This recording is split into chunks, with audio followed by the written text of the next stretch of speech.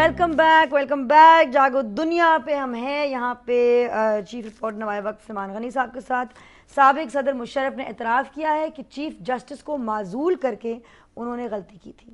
اگر اس چیز کا انہیں احساس ہے تو دوسری بار آئین کیوں معطل کیا گیا؟ کیا صدر زرداری کے بیان کے بعد مشرف پہ آرٹیکل 6 کے تحت کارروائی کی جانے کا امکان ہے؟ سب کچھ گنوا کے ہوش میں آئے تو کیا ہوا. میں سمجھتا ہوں کہ ان کے زوال کی ابتدا جس کی انہوں نے نشاندہی کی ہے 7 مارچ 2007 کا دن تھا جب انہوں نے پاکستان کے چیف جسٹس کو پریزیڈنٹ ہاؤس میں بلایا. اور یہ پاکستان کی تاریخ میں پہلا موقع تھا کہ اس شخص کو جس شخص نے 17 کروڑ عوام کو انصاف دینا ہے ان سے استعفیٰ طلب کیا گیا. اور اس کے بعد وہ شخص جس نے انصاف دینا تھا پاکستان بھر میں انصاف کی بھیک طلب کرتا رہا. میں سمجھتا ہوں کہ وہاں سے جس جدوجہد کا آغاز ہوا ہے، نہیں تو اس سے پہلے آپ ہماری عدالتی تاریخ دیکھ لیں تو لوگ حالات سے سمجھوتا کر کے گھروں میں بیٹھ گئے، لیکن چیف جسٹس افتخار چودھری نے جرأت سے حالات کا سامنا کیا، باہر نکلے، انصاف، قانون اور آئین کی بات کی. اور میں سمجھتا ہوں کہ یہ جو ایک نیا رخ ہے پاکستان کی سیاست میں ایک جدوجہد کے عمل کا، انشاءاللہ اس سے بڑی خیر کی توقع ہے اور یہ جدوجہد کا رخ پاکستان کو استحکام کی منزل کی طرف لے کے جائے گا. جہاں تک جنرل مشرف کی بات ہے، دیکھیں جب آدمی مسند اقتدار پہ نہیں ہوتا تو پھر اسے سب کچھ صاف نظر آ رہا ہے. اور میں سمجھتا ہوں کہ انہوں نے اس حقائق کا اعتراف کر کے اعلیٰ ظرفی کا مظاہرہ کیا ہے تو وہ اپنے آپ کو ان کورٹس کے سامنے بھی پیش کریں. دیکھیں انہوں نے ایک دفعہ نہیں، انہوں نے اس ملک کے اندر 2 دفعہ آئین توڑا، انہوں نے عدلیہ پر شب خون مارا، انہوں نے پاکستان کے قومی مفادات کا سودا کیا، انہوں نے لال مسجد پہ چڑھائی کی. اور یہ ایسے جرائم ہیں جسے ہم نظر انداز نہیں کر سکتے. یہ پاکستان کی سیاسی ہسٹری میں تلخی کے واقعات ہیں.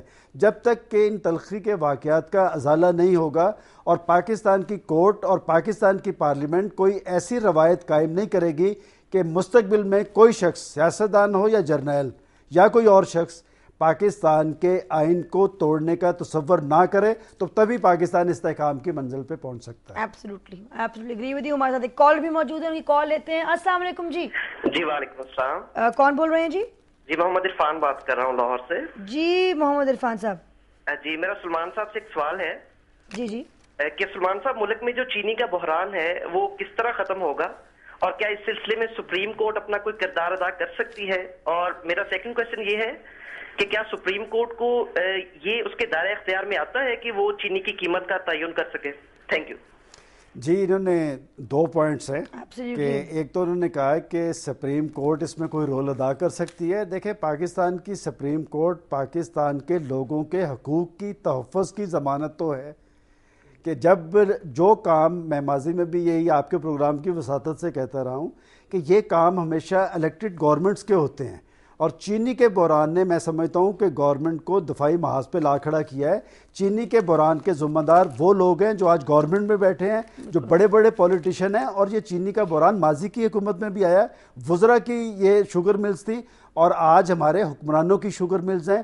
اور خود پاکستان کے وزیر خزانہ شوکت ترین کا کہنا ہے کہ 25 ارب روپے 25 دنوں کے اندر انہوں نے اپنی جیبوں میں ڈالی ہیں. میں چاہتا ہوں کہ ایسے بھیانک چہرے بے نقاب کرنا، اگر یہ کام حکومت اور پارلیمنٹ نہ کر سکی پھر یہ کام پاکستان کی عدالتیں کریں گی.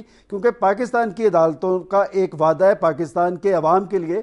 پاکستان کی عوام نے سٹرگل کی، وکلا نے سٹرگل کی، عدلیہ کو آزاد بنایا اور یقیناً پھر عدلیہ کو ایسے بھیانک چہرے ضرور بے نقاب کرنے پڑیں گے. وفاقی اور صوبائی حکومتوں نے چینی کی 40 روپے فی کلو فروخت کے خلاف سپریم کورٹ میں اپیل کرنے کا فیصلہ کیا ہے کیونکہ ان کے مطابق 40 روپے فی کلو چینی کی فروخت ناممکن ہے. اس پر آپ کیا کہیں گے؟ دیکھیں میری اطلاع کے مطابق وہ رجوع کر چکے ہیں اور انہی کورٹس کے پاس گئے ہیں جن کورٹس نے کہا تھا کہ یہ چینی آپ نے 40 روپے بیچنی ہے. اور یہ جو چینی اس وقت 45, 50 اور 60 اور 65 یہ 26 روپے میں خرید کے بنی ہوئی چینی ہے.